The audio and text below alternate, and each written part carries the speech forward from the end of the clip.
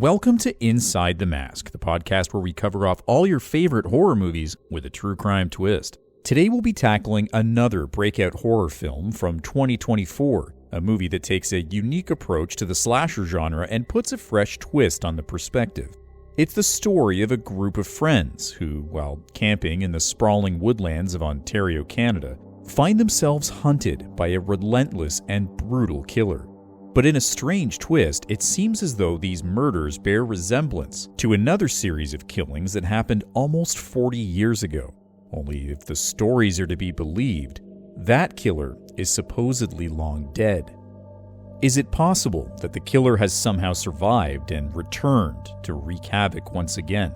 Or do you believe the campfire stories that even though this killer is back, that the killer may be undead after all? I'm your host, Evan Taggart, and this is In a Violent Nature.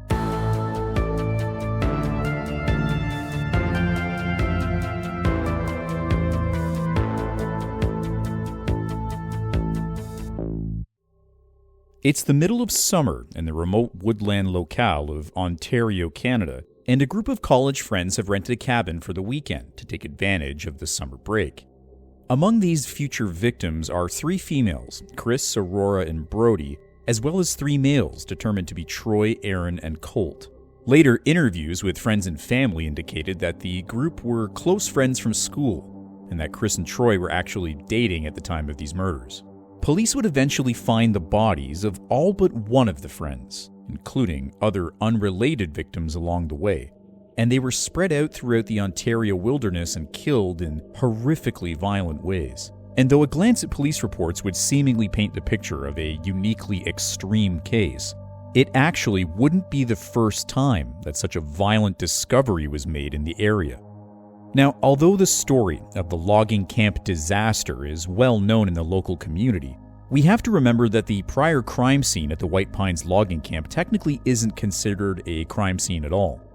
Now, depending on who you ask, you can get a wide variety of answers and theories as to what exactly transpired at the camp some years ago. The official police reports indicate that the victims at the logging camp fell victim to some kind of food poisoning from a tainted food supply, which was possibly attributed to listeria or salmonella poisoning. Though it's important to note that there's actually no toxicology reports that actually support this claim. And in addition, some kind of a wild animal, theorized to be a bear or other large predator, was attributed to the violently traumatized nature of the bodies themselves.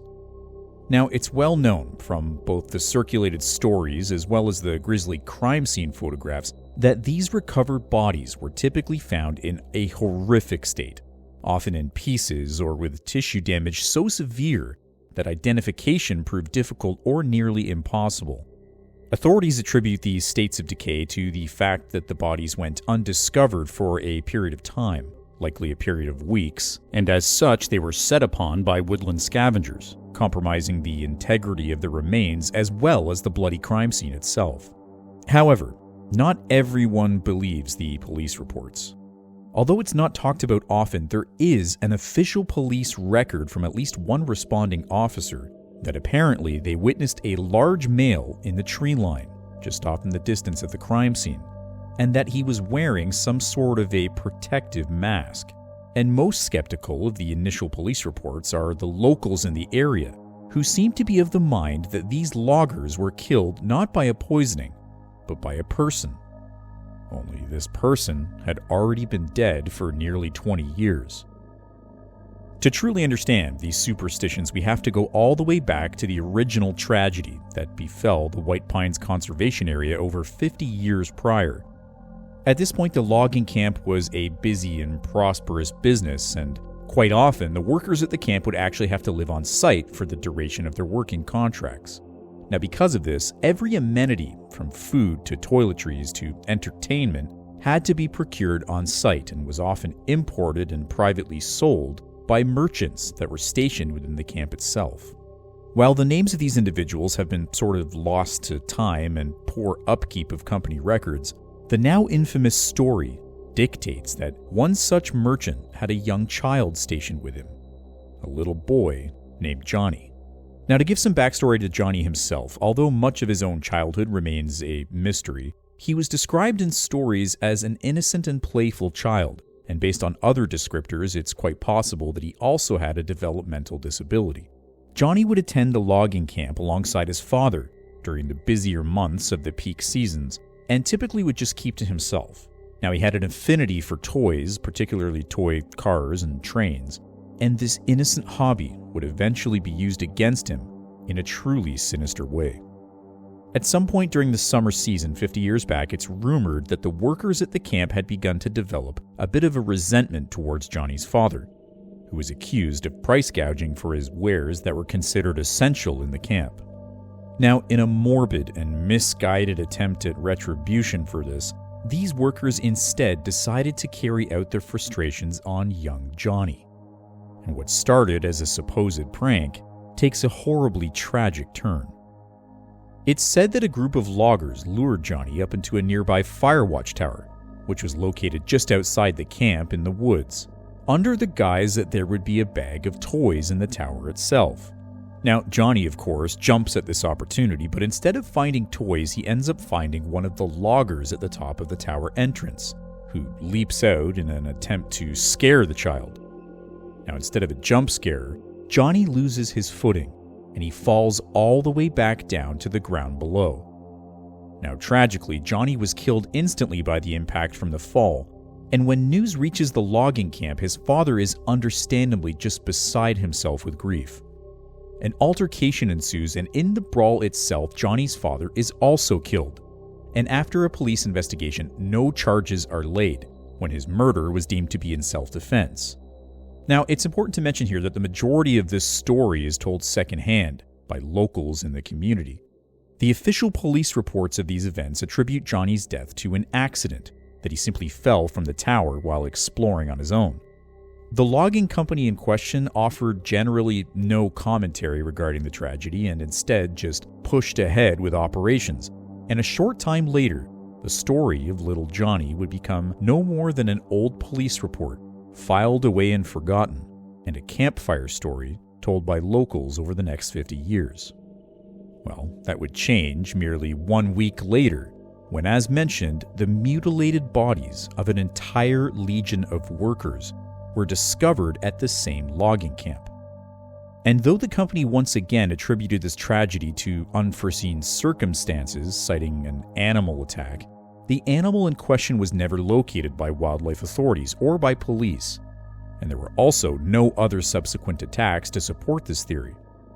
It became a bit of an urban legend in the area that the real culprit in the logging camp disaster, and if the stories are to be believed in the subsequent murders over the years, was none other than Johnny himself. Now, some speculate that Johnny may have in fact survived his fall from the tower, and that he spends his adult years roaming the woods looking for other victims. Others side with the more ghost story-like elements that he returned from the grave to wreak havoc on those who wronged him. Police reports, however, indicate that neither story is true, and instead it's likely the work of some random psychotic killer yet to be apprehended. And given the fact that there was only one survivor of the modern-day White Pines Massacre, the details can get a little bit murky. Now, one fact that cannot be denied is the victims of this new series of woodland murders. And when police eventually tallied the total persons killed, it proved to be a truly shocking revelation. Using a combination of states of decay and time of death reports, it was determined by police that the first victim in the White Pines Massacre was actually not even stationed at the camp or nearby cabin itself. The individual police reports name only as Chuck was not initially included in the tally of murder victims, likely due to a number of factors. He was determined to have lived alone on the outskirts of the woods itself, and though his actual body would be found in the forest, police and forensics suggest that he was likely attempting to flee his killer.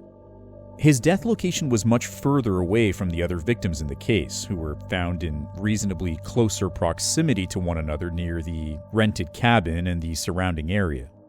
Shoe imprints and blood traces belonging to Chuck indicate that he was likely first attacked in his home, where police also recovered a bolt-action rifle registered to the victim, as well as 2 spent shell casings from the weapon itself.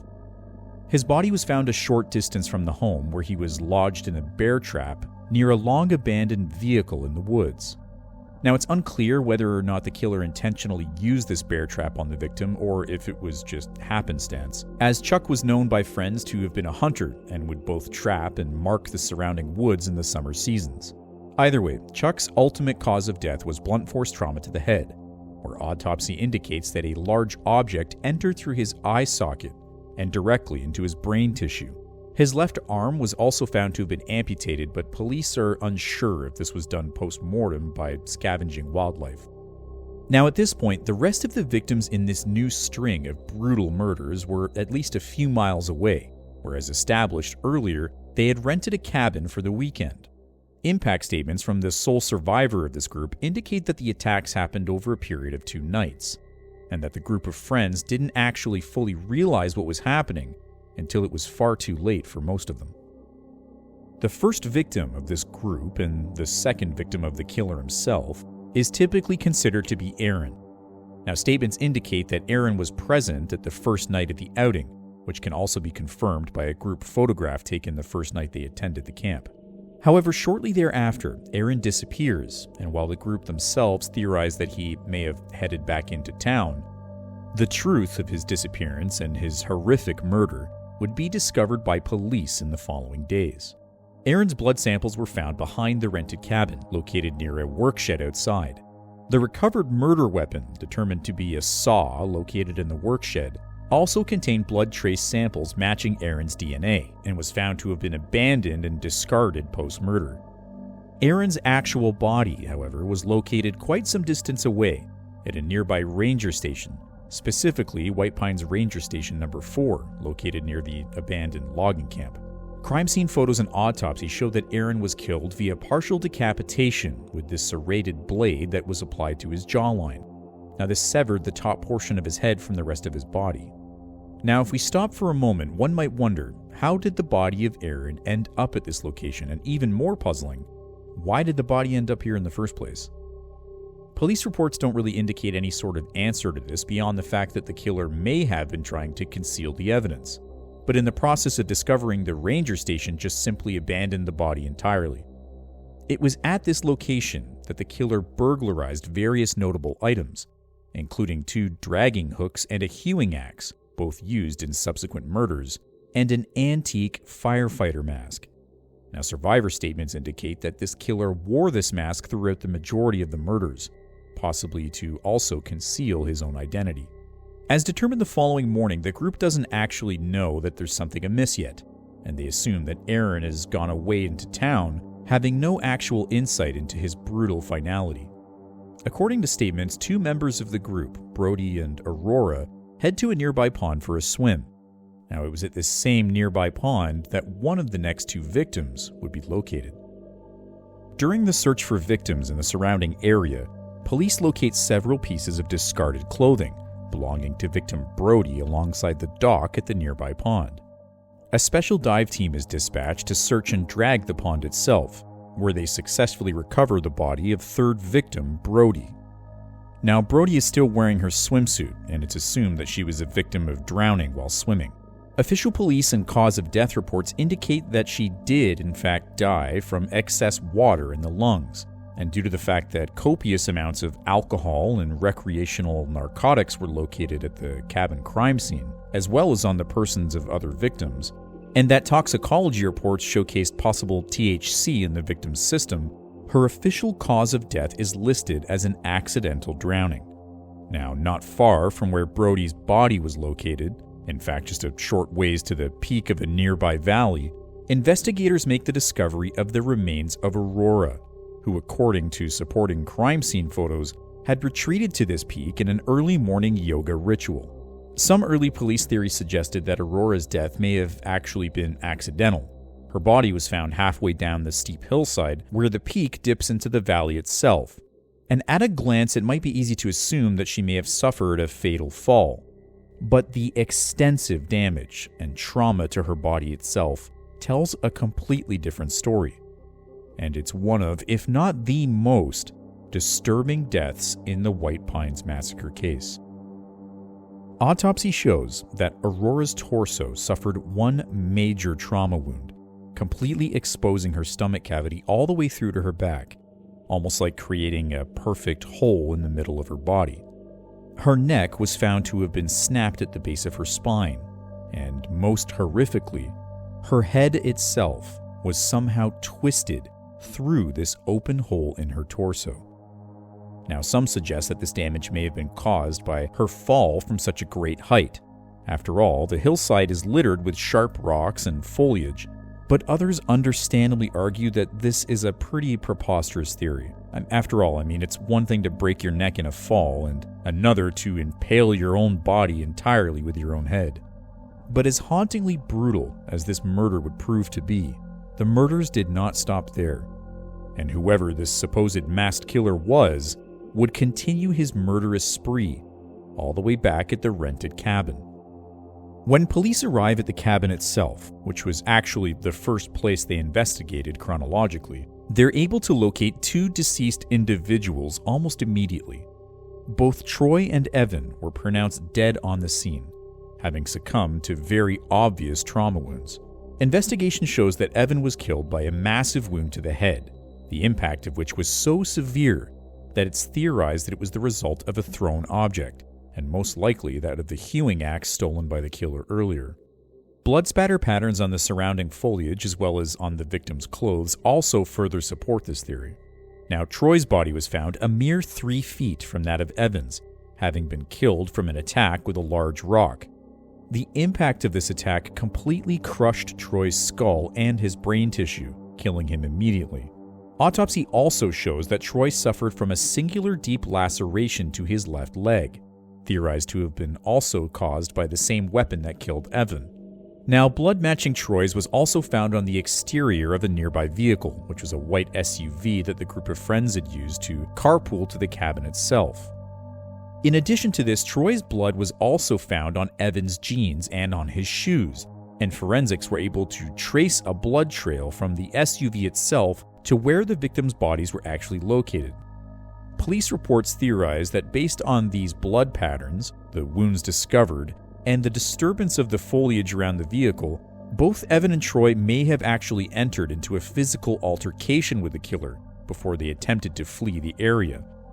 Now, this is even further supported by the discovery of a lever-action rifle next to Evan's body at the crime scene, along with 2 rounds of expended ammunition. Ballistics was able to recover a single bullet from a nearby tree, although the other was unaccounted for. It was determined through fingerprint and gunpowder expenditure that it was likely Evan who fired off these 2 rounds, and that it was likely done in self-defense. The final 2 victims in the White Pines Conservation Area killings would be found in 2 completely different spots, although based on impact statements from the sole survivor and the discovered condition of the bodies themselves, they may prove to be the most violent murders yet. Now, during this entire murder spree, both Chris and Colt have reportedly maintained that something was amiss. You have to think, their friends have been going missing one by one, but up until the previously mentioned attack at the cabin itself, they really had no concrete evidence to support these claims. No bodies had been found, and there's really no foul play beyond speculation. However, upon returning to the cabin and discovering the bodies of Evan and Troy, it's reported that the pair fled to a nearby White Pines Ranger Station number 4, the same location that Aaron's body would eventually be found. Later on in the night, it's at this location that they enlist the help of a local park ranger, who reportedly has a wild theory. Witness statements from survivor Chris indicate that this ranger insists that the masked killer stalking them is not a copycat or some random murderer, but may in fact be the legendary Johnny himself. Now, whether you're of the mind that if it was Johnny and he simply somehow survived his supposed death many years prior, or you believe the supernatural elements presented in local stories, Chris's account of following events are official police record, and they indicate that she sees this park ranger fire a shotgun blast into Johnny's torso, and witnessed him somehow survive the attack. Now, in an ensuing scuffle, both Chris and Colt desperately flee the scene on foot, and they reportedly leave the park ranger behind to tend to this confrontation with the killer. This ranger's body was discovered in a nearby workshed, and the details surrounding both the crime scene and his death are truly disturbing. His body was located in a log splitter within the workshed, having been placed on the device itself. Crime scene photos clearly indicate that the ranger ultimately died from complete dismemberment at the hands of this wood-chopping machine, wherein his arm and his head were completely separated from his torso. Further internal damage also indicates that the ranger suffered from a complete severing of his spinal cord, likely rendering him completely paralyzed either before or during the killing. Bloody footprints not matching that of the rangers were also found within the workshed, indicating that the killer fled the scene after the murder took place. And when investigators follow this trail, they discover the remains of the final victim.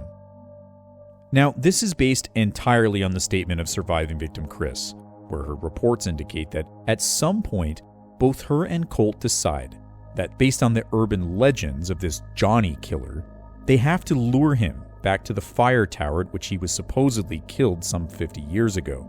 You have to think that, as out there as this might sound, they've already witnessed some extreme things in the last few hours, including seeing this killer get back up from a gunshot wound, and also the shocking deaths of their friends in a violent nature. At this point, they're likely just desperate to survive and really willing to try anything to do so. Now, this plan of theirs, however, would prove to be ultimately fruitless, and it doesn't take long for this Johnny to ultimately catch up with them in the woods. While the pair attempts to ambush their pursuer, he instead is able to get the upper hand and immediately begins a brutal attack on final victim Colt. Colt was found to have been killed by multiple massive trauma impact wounds to the skull, the excess force of which completely shattered his entire bone structure and his internal brain matter, likely killing him immediately. Further autopsy reveals that his head and his upper torso suffered over 91 slashes from what's assumed to be that of the same weapon that killed prior victim Evan, likely the hewing axe stolen from Ranger Station 4. Now at this point, Chris has decided to completely abandon all plans and instead turns to survival instinct.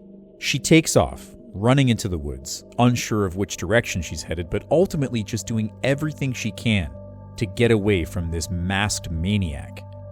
And while she does suffer a minor contusion to her Achilles tendon confirmed by supporting medical reports, she eventually does make it to a back road, where miraculously, she's picked up by a good Samaritan passing by in a vehicle. Chris was taken to a medical facility for treatment where police took her subsequent statement of events, which eventually would lead them back to the grisly crime scenes at the White Pines site. Authorities can corroborate most of the facts in Chris's story, including the fact that they found a gas can filled with gasoline and a bear trap near the body of Colt, two primary indicators of an ambush that never came to be. While investigators successfully locate the bodies of all of the murder victims, there's no sign of the masked killer himself. And at the conclusion of the murder investigation, there was one key piece of evidence missing from any crime scene, previously identified by surviving victim Chris. It's prominently noted in reports that Chris mentioned she left a locket at the scene of the crime, specifically a locket that was earlier recovered from the fire tower, where Johnny himself was killed many years ago. And if the stories are to be believed, this locket was a keepsake of Johnny's himself, and the locals still say to this day that perhaps Johnny had retrieved his long-lost locket and retreated back into the woods. Now, whether you side with the facts of the case or whether you believe these urban legends of Johnny, one thing remains undeniably true. The killer in the White Pines Massacre was never found, and if he's still out there in those woods, it's quite possible that one day he may return to kill again.